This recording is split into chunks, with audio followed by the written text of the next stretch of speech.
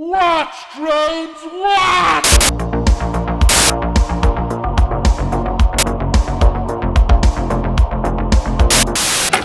Greetings from Transylvania! Hello there, drones. Today we're going to be talking about Rob Zombie's The Munsters remake, The Munsters, drones. I don't really know what to say about this movie. It's pretty much a mess.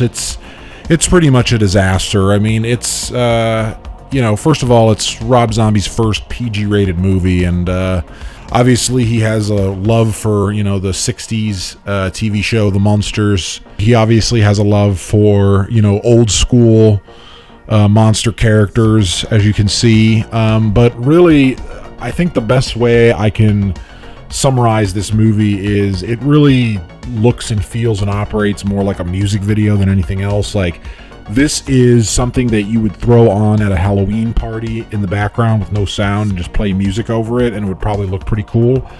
But as a movie, as a film, it's pretty nonsensical, to be honest. It's kind of a mind mush kind of a film, it really doesn't have any depth or any sort of substance. There's really no substance there. It's really just a bunch of nonsense. I mean, the one thing that I do appreciate about it is that it doesn't take itself too seriously. It's got some weird, quirky humor in it. It winks at its audience. It tries to pay homage to the old characters, the Frankenstein, the vampire, the wife, Sherry Moon Zombie playing the Frankenstein's bride character.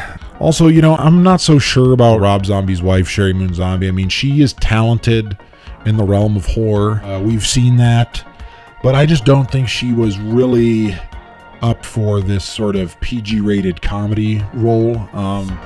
Some of her timing is just a little awkward. It's a little bit off. I think Rob Zombie needs to stop it, putting his wife and everything. It's fun to, share creativity with the woman you love, but, I think for certain things, you should get a actor that has some comedic timing, in my personal opinion. There's just not a lot of substance, drones. I hate to say it. I mean, I don't know what the fuck to tell you. The movie becomes more and more nonsense as it goes on. I mean, it's kind of charming for the first 20, 30 minutes, but, the movie is also way too long. It's way too long, drones. It's a form of torture, basically, as it goes on. I mean, it's torturous how long it is. It's almost 2 fucking hours long of, watching a Hanna-Barbera cartoon, basically. It has a very interesting look. It's bright, it's colorful, there's fog machines everywhere all over the sets. But it definitely overstays its welcome, and the aesthetic gets old after a while. And to be honest with you, drones, I had to turn this thing off. I just had to turn it off, drones. I had better things to do, like record this fucking review. I had to turn it off. You got it? It needed to be turned off. So, drones, even though I just completely trashed this movie verbally, I'm going to give it a 4 out of 10. Not the worst score in the world. It does have some redeeming qualities. I did have to turn it off because it was pure nonsense, but it does have some interesting aesthetics that I think are worthwhile, but at the same time, I can't recommend this one to the masses of the drones. I can't recommend this one to the barbarian horde. It's pretty silly shit. It's a neon nightmare of trash filmmaking.